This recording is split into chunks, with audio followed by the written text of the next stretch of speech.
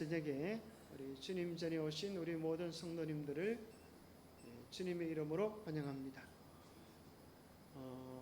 이번 주 목요일이 무슨 날입니까? 수능 시험 보는 날이 돼가지고 학생들이 많이 긴장하고 있을 것 같습니다. 어떤 사람은 우리 신앙도 시험 보는 것처럼 그렇게 긴장하며 살아가는 사람이 있습니다. 내 믿음의 점수가 몇 점일까? 그렇게 걱정하고 또 점검해 보기도 하지만 신앙은 글자 그대로 믿는 것입니다. 하나님의 약속을 믿고 붙잡고 주장하면 그것이 우리의 현실이 되고 삶이 되는 것입니다. 오늘 저녁에는 우리 믿음으로 말미암는 은은 하나님과 협력하는 것이다. 그런 제목으로 한번 말씀을 나눠볼까 합니다. 믿음으로 말미암는 너, 우리가 주님을 신뢰함으로 어렵게 된다고 하는 것은 하나님과 협력하는 것을 배우는 것입니다. 우리는 때로 하나님께 모든 것을 다 맡긴다고 하면서 자신이 해야 될 일을 전혀 하지 않는 사람도 있습니다.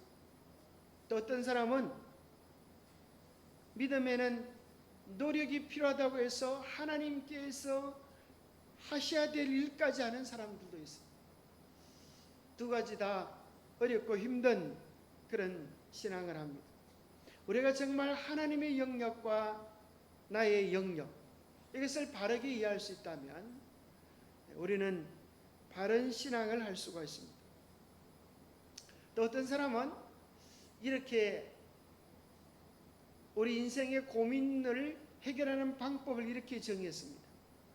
하나님이 하셔야 될 일, 남이 해야 할 일, 내가 해야 할 일, 이 세 가지를 구분하면 우리 인생의 고민의 많은 부분들이 줄어든다는 그런 얘기를 했는데, 가만히 생각해 보니까 꽤 일리가 있는 것 같습니다. 우리는 우리의 생각의 많은 부분들을 내가 하지 않아도 될 일, 남의 일들을 위하여 염려하고 걱정하는 수가 많고, 심지어 하나님이 하셔야 될 일을 내가 걱정하고 염려하는 수도 있습니다. 그럴 수가 있을까요? 사실 우리가 해야 될 일은 그렇게 많지 않은데 우리는 하나님이 하셔야 될 일을 염려하고 걱정하는 어리석은 일을 하기도 합니다.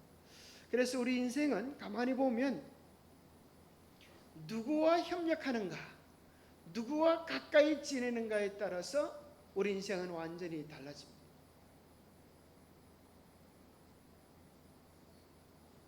누구와 가까이 지내는가 중요한 것입니다. 고린도전 12장 27절에 보면 그리스도와 우리의 관계를 표현하기를 우리는 그리스도의 몸이요 그리스도는 우리의 머리다. 그리고 우리 모두는 그분의 각 지체의 각 부분이다. 그렇게 설명해 놓고 있습니다. 그래서 우리가 얼마나 하나님과 긴밀하게 지내며 교제해야 될지에 대하여 뭐로 표현하는가 하면 머리와 몸으로 분리되면 어떻게 돼요? 죽을 수밖에 없는 절대적 생명의 관계로 그렇게 묘사합니다. 여러분, 누구와 많은 시간을 보내십니까? 한 번은 모리스 벤덴이라고 하는 우리 믿음으로 말미암은 대가인 목사님께서 그리스도인에 대한 정의를 물었습니다. 교인들에게 그리스도인이란 어떤 사람입니까? 여러분, 만약에 그리스도인이 어떤 사람이냐고 물으신다면 여러분들은 뭐라고 대답하겠어요? 여러분, 그리스도인은 어떤 사람일까요?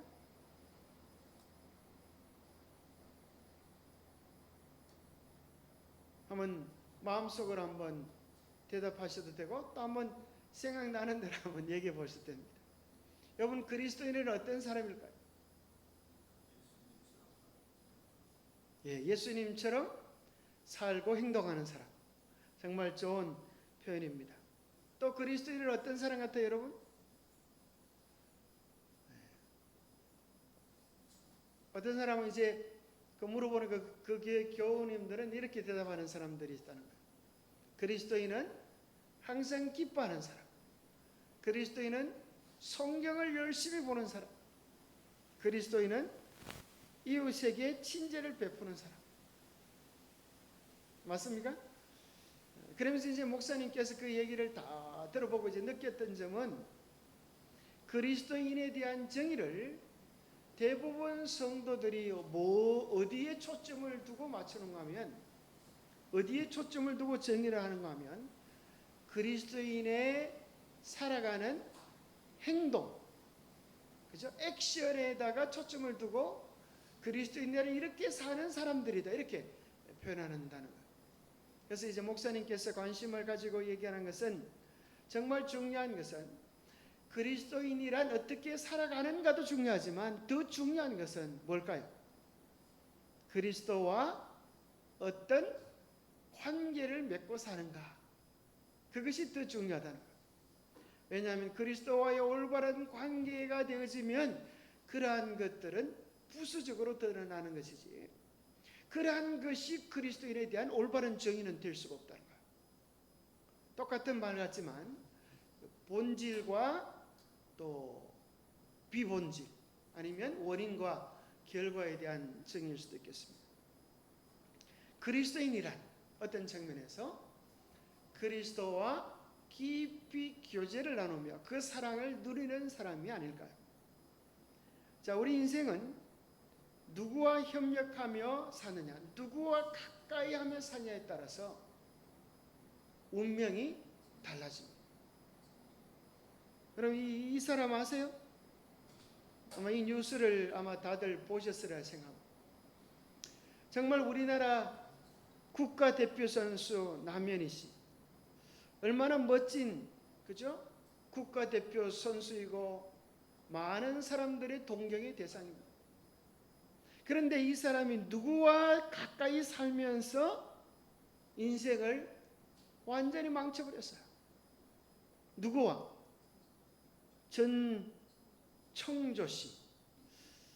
참 미안하지. 이 사람은 여기 보면 멋진 남자, 재벌 2세, 자기 주장은 재벌 2세예요.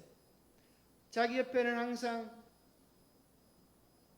경호원들을 거느리고 다니는 아주 대단한 재벌 3세, 2세 행세를 했지만은 알고 보니까 전공이 뭐예요? 사기가 전공이에요. 사기 10번 이상이 되고, 무려 이 사람이 사기친 것으로 인한 피해 규모가 무려 28억 이상.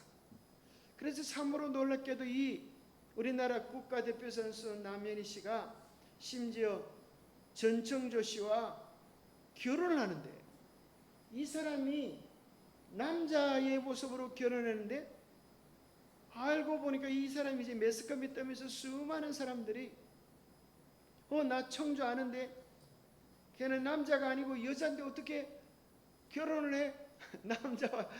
여자와 여자 결혼, 아주 매스컴에 대단한 그런 얘기를 아마 제가 설명을 안 해도 다 아시라 생각합니다.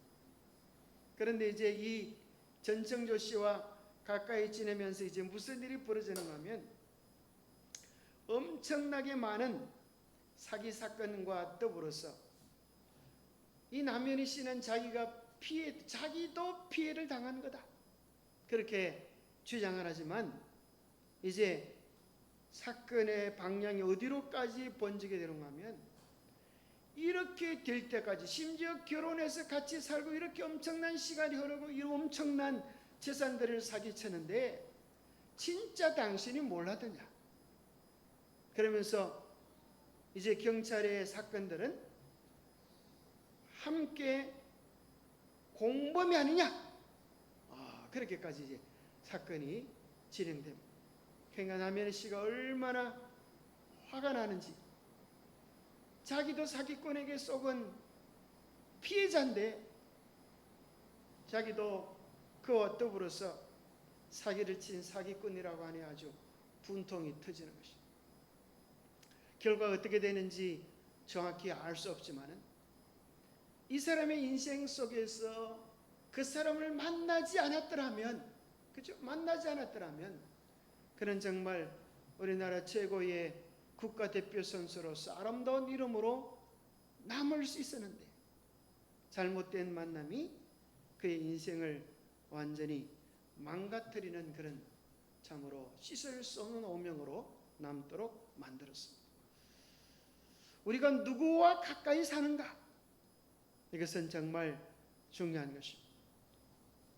그래서 여러분의 가장 좋은 친구로, 여러분의 가장 좋은 반려자로 소개해 드리고 싶은 분이 있는데 그분은 하나님이십니다.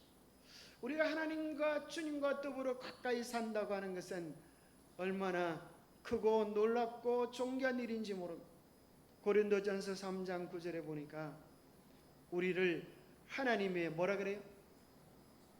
동역자라 그래요. 참 놀랍지 않습니까? 하나님께서 우리에게 오셔가지고 너 나와 함께 뭐하자? 동업하자는 거예요. 세상에 이거 횡자 맞은 일 아닙니까? 하나님께서 우리와 동업을 하시면, 그러면 우리가 깜짝 놀라서 그럴지 모르겠어요. 이율은 몇 대 몇으로 나눕니까? 여러분 어떻게 될까요? 우리가 하나님과 함께 더불어 동역하면 하나님께서 우리를 당신의 보좌에 앉히시고 우리가 누릴 수 있는 최고의 영광을 주시는 것입니다. 그것이야말로 인간이 받을 수 있는 최고의 프로포즈인 것입니다. 그러면 여기 드는 경비들은 동업을 하면 이제 우리가 함께 일할 재산이 필요한데 이 재산들은 누가 다 됩니까? 하나님께서 뭐라 그러실까요? 하나님께서 필요한 재원들을 내가 투자할 수 있는 재원과 네가 투자할 수 있는 재원을 다 같이 합쳐보자. 그러면 한 몇 프로가 우리 재산이 될까요? 투자하는 몫에. 그죠? 비교할 수 없는. 하나님은 온 우주를 가신 분이고 우리가 드릴 수 있는 부분은 얼마밖에 안 돼요? 우리의 결국은 뭐할? 두고 갈 썩어질 존재이긴 하잖아. 제가 며칠 전에 이 파괴사에 한번 산책을 한번 가게 됐습니다. 그런데 파괴사에 뭐가 있는지 아세요? 노란 은행잎이 아주 아름답게 있는 것입니다. 그런데 은행잎 밑에는 은행 나무 밑에 뭐가 있어요? 은행 나무 열매들이 막 떨어져 있는데 얼마나 많은지 아주 막 쌓여 있어요. 근데 그걸 주는 사람이 아무도 없어요. 왜요? 냄새가 고약하니까. 냄새가 고약하니까 그 냄새를 주로 아주 막 고약해서, 그 냄새가 얼마나 고약해서 벌레들도 좋아하지 않는다는 거예요. 그래서 그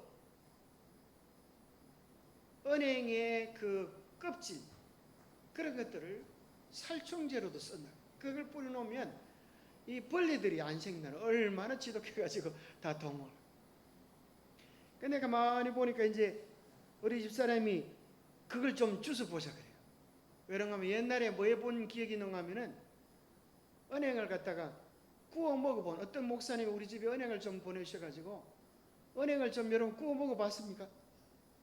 맛이 어때요? 말랑 참 맛있고 좋아요. 그리고 건강에도 참 좋습니다. 혈액순환이라든지 여러 가지 아주 기침 천식에도 좋습니다. 근데 많은 사람들이 그렇게 널려 있어도 안 주워가요. 워낙 냄새가 고약하니까. 그걸 보면서 이제 무슨 생각이 드는가 하면 이 줬다가 이런 생각이 들었어요. 야, 이걸 안 주워가면 이 은행 열매들은 똥냄새라 그래. 은행 냄새라 그죠? 똥냄새라 그래. 그 똥냄새 나는 곳에서 그냥 썩어 없어질 존재인데 내가 주워감으로 얘들은 다른 사람의 유익을 위하여 쓰여질 존귀한 새로운 인생이 되는구나. 그런 생각을 제가 하면서 우리 인생도 그런 생각이 들었어요. 마치 냄새나는 은행살 속에 쌓여있는 그죠? 은행 알맹이처럼 그저 하나님께서 내버려 두면 썩어 냄새나는 인생으로, 아무도 그들도 보지 않은 인생으로 그렇게 망가지고 없어지고 사라질 수 있는 그런 존재인데, 주님께서 우리에게 오셔서 냄새나는 것, 그 속에서 뭘 끄집어내세요?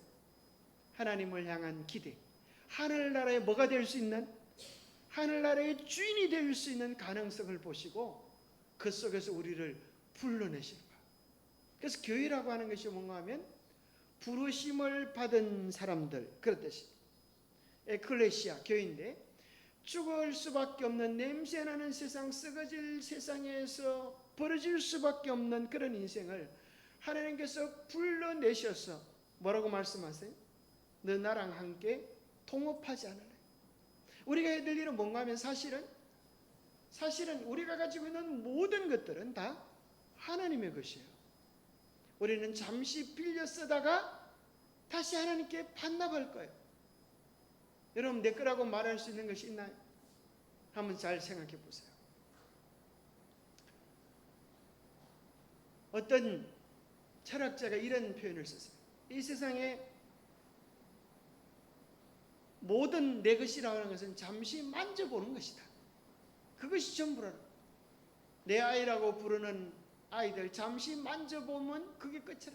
내 것이라고 하는 것 잠시 만져보면 끝이라. 여러분의 집에다가 문패를 새겨놓지만, 이게 내 것이라고 새겨놓지만 몇 번이나 만져봐요. 잠시 만져보면 끝이에요. 그래서 나중에 깨닫는 것은 이 아이도 내 아들인 줄 알았는데 애인이 생기면 이 아들이 어떻게 해요? 애인을 좋아하지 엄마를 더 좋아하잖아요. 그래서 어떤 사람이 이야기하기를, 자기 아내가 생긴 아들을, 아내에 생기는 아들을 며느리의 남편이라고 생각해야 되지, 그걸 자기 아들이라고 생각하면 착각이 더 크는 말도 있어요. 세상에 참 재미있는 표현들인데, 이 세상의 모든 것들이 잠시 만져보는 것, 그것이 끝이에요. 여러분, 사랑하는 아이들 몇 번 만져볼 수 있습니까? 결국은 다 제 살 길로 떠나버리는 것입니다. 그런데 주님께서 우리에게 뭐라고 말씀하시는가 하면, 네가 나와 함께 동업을 잘하면 잠시 만져보았던 것에 끝나는 것이 아니라 주인의 즐거움에 참여하게 해주겠다. 잠시 누렸던 것이 아니라 영원히 누릴 수 있도록 해주겠다. 뭐 하면요? 우리가 하나님과 동업을 잘하면. 그래서 여기 동업을 한다고 하는 것은 사실 알고 보니까 제사는 다 하나님께서 되세요. 시간도 다 하나님께 되세요. 문제는 뭔가 하면 우리가 뭐만 잘하면 돼요? 우리는 하나님께서 맡기신 것이 있는데 계산만 잘하면 돼요. 하나님께 드릴 것, 내가 사용할 것. 시간에 얼마를 하나님께서 요구하세요? 7분의 1을. 그죠? 물질의 10분의 1을 하나님께서 요구하세요. 그런데 나중에 보니까 시간의 7분의 1을 요구하는데 7분의 1을 드린 사람에게 하나님은 뭘 주세요? 영원한 시간을 주시고, 10분의 1을 하나님께 돌려드린 사람에게 하나님은 영원한 물질들을 주세요. 그러니 그 모든 것들은 우리가 해야 할 하나의 계산, 우리 해야 될 몫이 그것만 충실히 잘 감당하면 하나님은 우리가 계산할 수 없는 배당 금액을 우리에게 드리십니다. 그래서 그 하나님과 우리의 관계를 뭐라고 표현하는가 하면, 오직 사랑 안에서 참된 것을 하여 범사에 그에게까지 잘할지라. 그는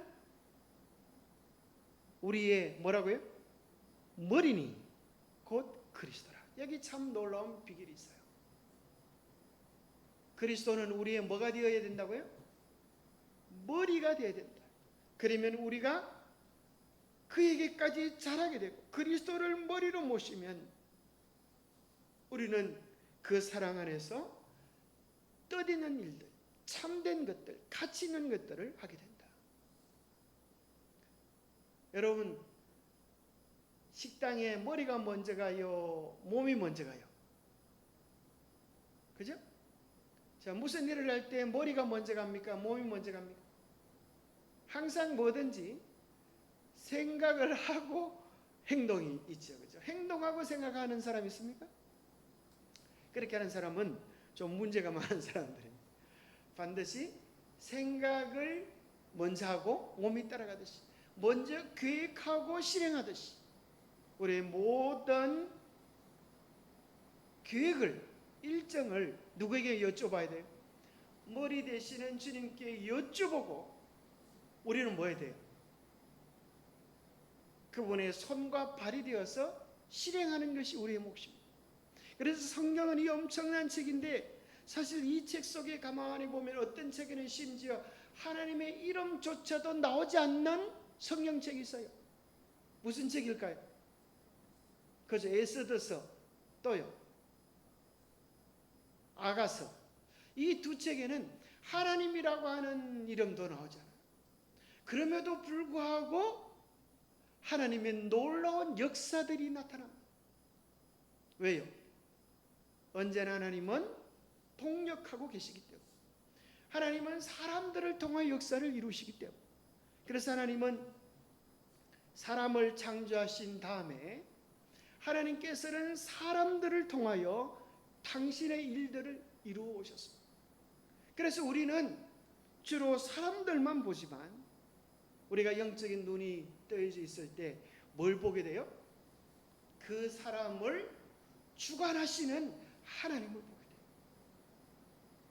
반대로 사단도 이 선악의 싸움 속에서 활동하고 있습니까? 활동하고 있어요. 그러나 우리는 사단을 볼 수가 없어요. 누구를 볼 수 있어요? 사단이 사용하는 사람들의 모습을 볼 수는 있어요. 그죠? 그래서 우리는 이 모든 사건들의 배후 속에 우리의 생각을 누구에게 맡기냐에 따라서 우리는 하나님과 동력자가 될 수도 있고 사단의 동력자가 될 수 있어요. 그러면 주님이 우리의 머리라고 하는 것이 구체적으로 무슨 뜻인가 하는 것을 알아보려고 하면 예수님께서 어떻게 사셨는가 하는 것을 발견하면 됩니다.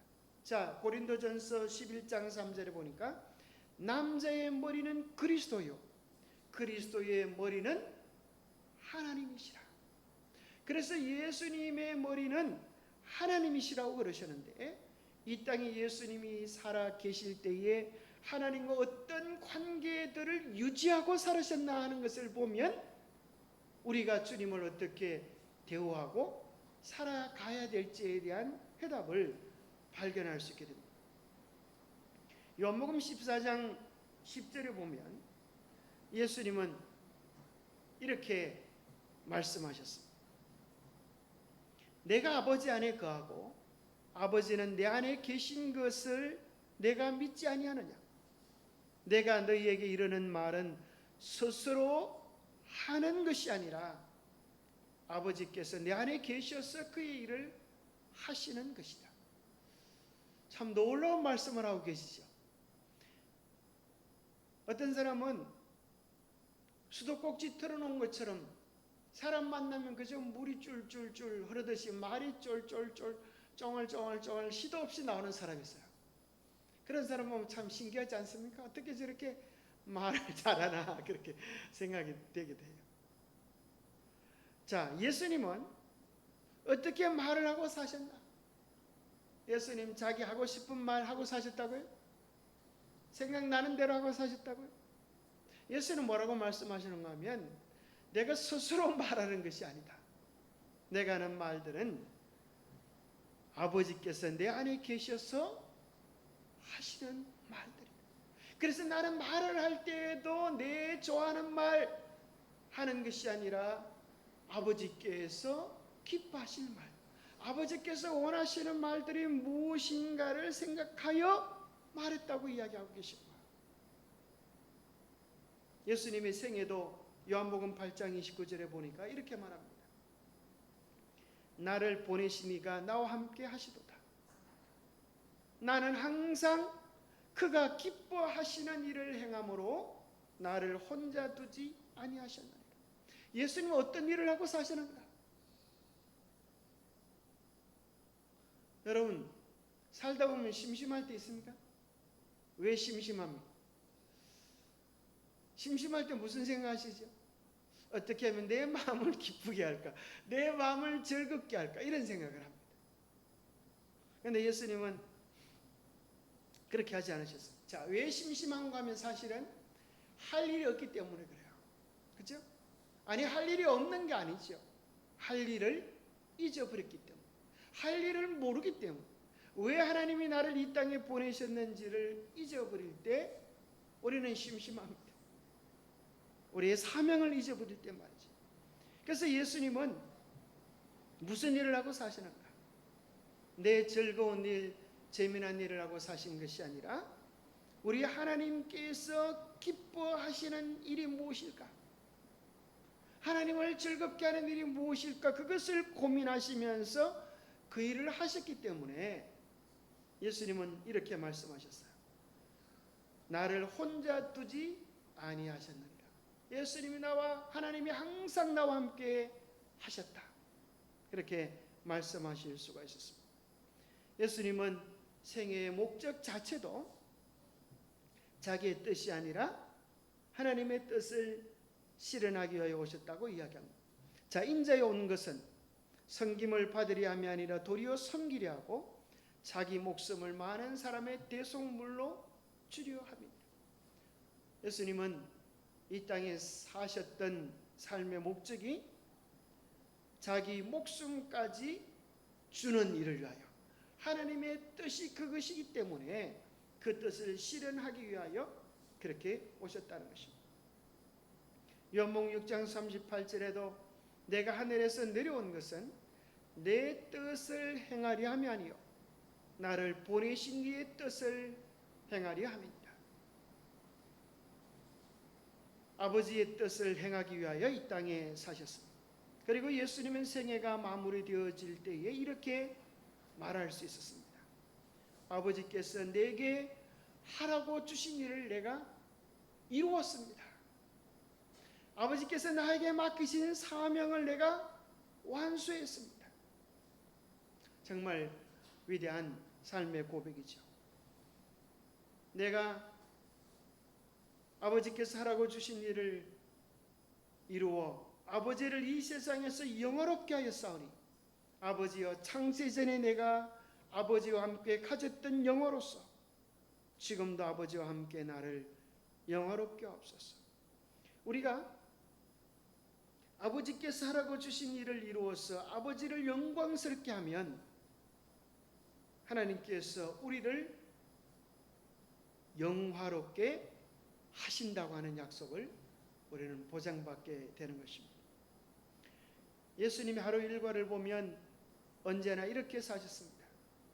새벽 아직도 밝기 전에 예수께서 일어나 나가 한적한 곳으로 가사 거기서 기도하시듯, 우리가 예수님처럼 예수님을 정말 머리로 모신다면 우리는 매일 낙타가 무릎을 꿇고 그날의 일과를 부여받는 것처럼 주님 앞에 나가서 오늘 우리가 무엇을 위하여 어떻게 살아야 될지에 대한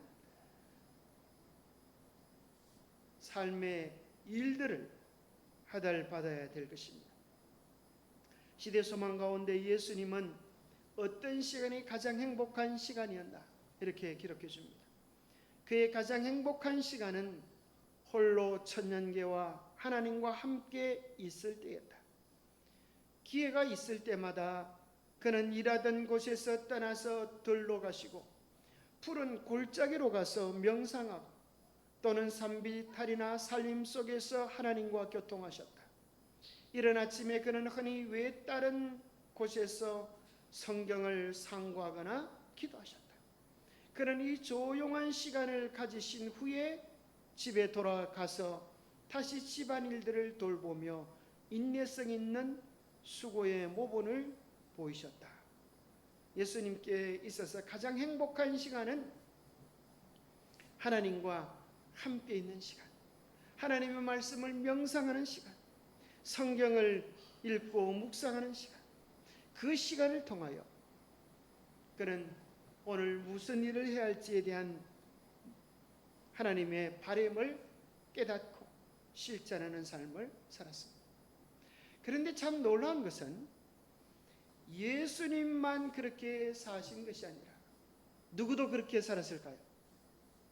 성경에 나와 있는 믿음의 사람들은 하나같이 다 자기 좋을 대로 살지 아니하고 하나님께로부터 사명을 받았어요. 그 사명을 성취하기 위하여 자기 삶을 던졌던 사람입니다. 아브라함이 그랬습니까? 모세가 그랬습니까? 노아가 그랬습니까? 바울이 그랬습니다. 바울은 이렇게 고백합니다. 내가 주님을 만나기 전에는 무엇을 위하여 살아야 할지 몰랐다. 그러나 예수님을 만나고 나서 이제 내가 무엇을 위하여 살아야 할지, 무엇을 위하여 죽어야 할지에 대한 분명한 목적을 깨달았다는 거예요.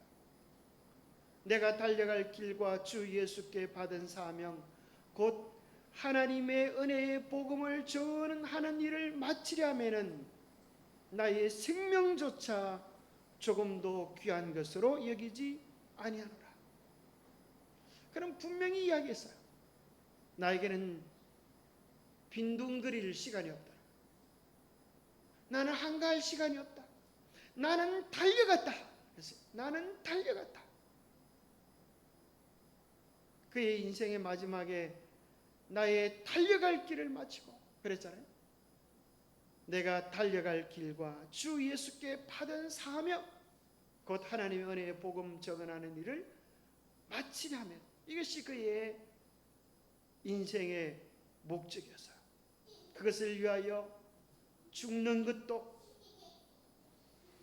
두려워하지 않았다고 고백합니다.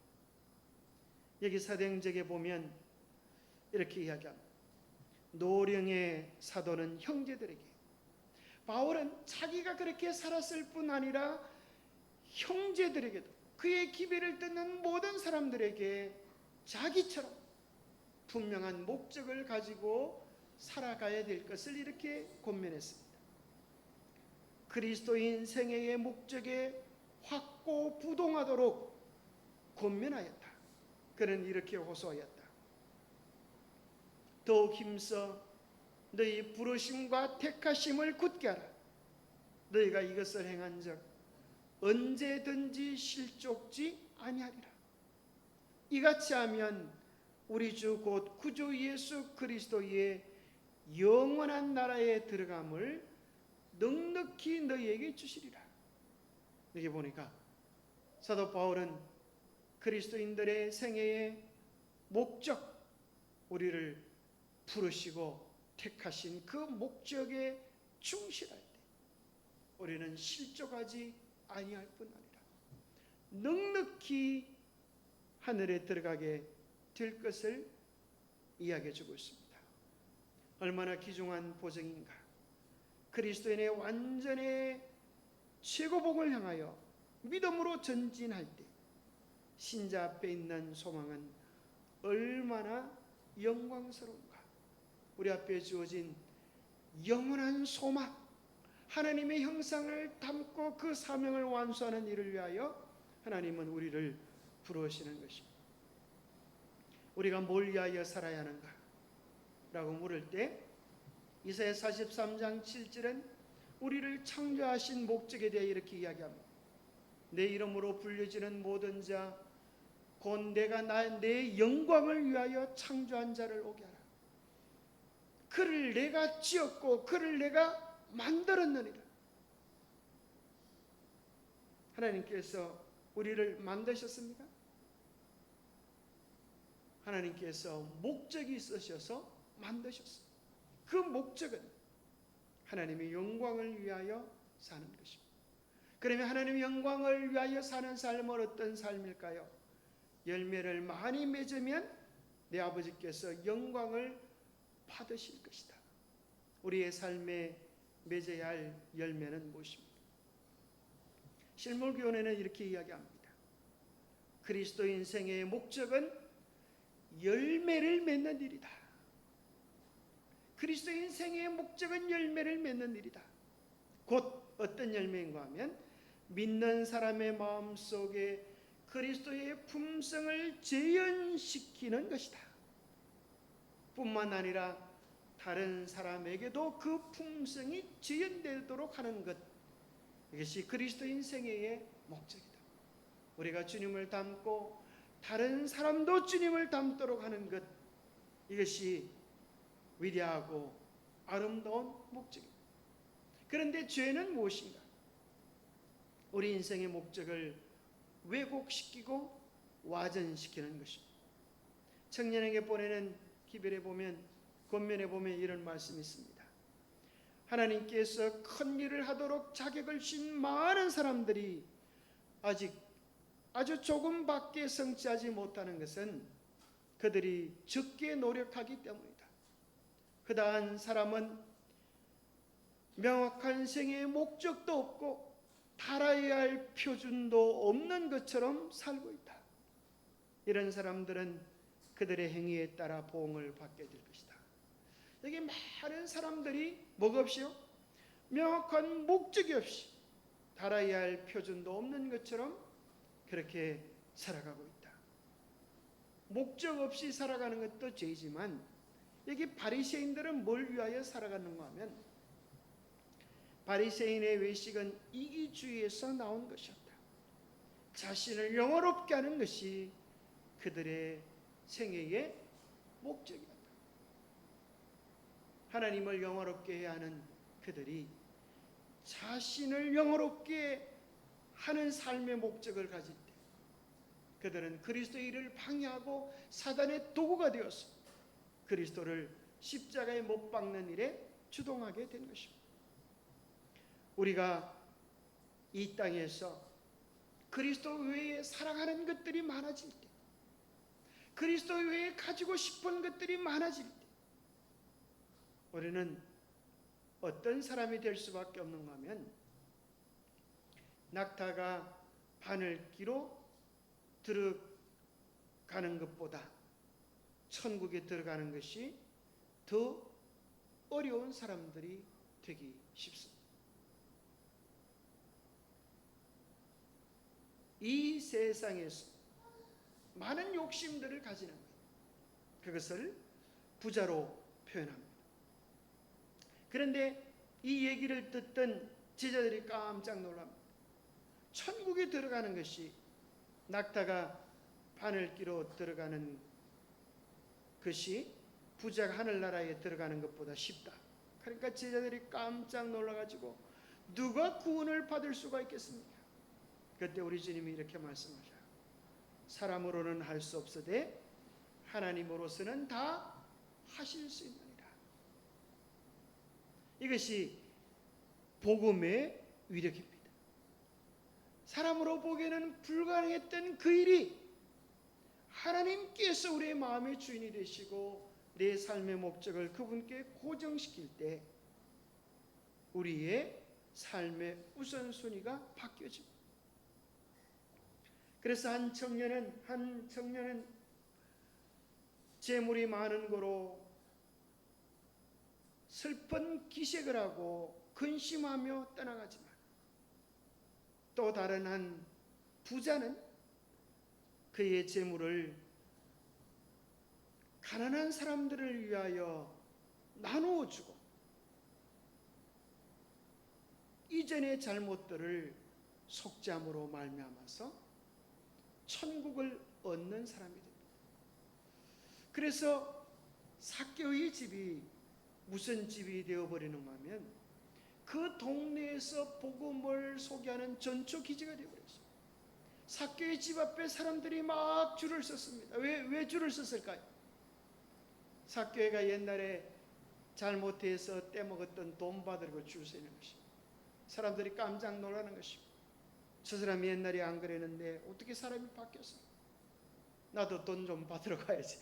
자네 돈 좀 받았나? 아 진짜더라고. 삭개오가 뻥치는 줄 알았더만은 정말 내가 옛날에 사기당한 것들 다 되돌려 받고 게다가 보너스까지 주는 거 있지. 사람들이 입에 침이 마르도록 삭개오에게 이루어진 변화에 대한 이야기들을 나누어 줬습니다. 이것이 이제 오늘의 핵심입니다. 무엇이 비결인가? 하나님이 해야 될 일까지도 자기가 하는 사람, 이것이 율법주의입니다. 하나님이 시키지도 않은 일들을 지가 열심히 해요. 그러면 자유주의란 뭔가? 이런 거예요. 하나님이 하셔야 될 일도 하지 않고 사람이 해야 될 일도 하지 않고 뭐라 그러면 믿습니다. 입에 거품을 물고 하죠. 믿습니다. 이렇게 말해요. 그런데 삶은 통 믿지 않은 것 같아요. 말로는 믿습니다 그러지만 교회 문만 나가면 또 다른 사람. 늘 예수 이름을 이야기하지만 그들은 믿음대로 사는 일, 순종하는 일을 실천하지 않고서 진정한 복음이란 무엇인가? 하나님의 일을 하나님께 맡겨드려요. 하나님께서 그의 마음속의 말씀을 통하여 성령을 통하여 지시하시는 대로 그가 순종하는 삶을 사는 것입니다. 실물교훈에 이렇게 말씀하십니다. 사람의 의지와 하나님의 뜻이 협력할 때에 그것은 뭐가 된다고요? 전능한 것이 된다. 하나님께서 하라고 명령하신 것은 무엇이든지 그분의 힘을 의지하여 이룰 수 있다. 그가 명하는 모든 것은 다 할 수 있는 것들이다. 참 놀랍지 않습니까? 우리가 매일 주님께 여쭈보면서 주님 오늘 어떻게 살아야 합니까? 주의 음성을 듣고 순종함으로 우리의 삶이 풍요로워져서 하나님이 정말 우리와 함께 하시고 동행하는 것을 실제로 경험하는 우리 모두가 되기를 간절히 바라며 말씀 마칩니다. 기도하겠습니다. 하나님 아버지, 우리로 하여금 이 세상 그 어떤 것보다도 우리 주님과 가까이 하며 살아갈 수 있도록 도와주시옵소서. 우리의 삶의 목적이 우리의 기쁨이 아니라 정말 우리를 이 땅에 보내신 주님의 기쁨이 되게 하여 주시옵소서.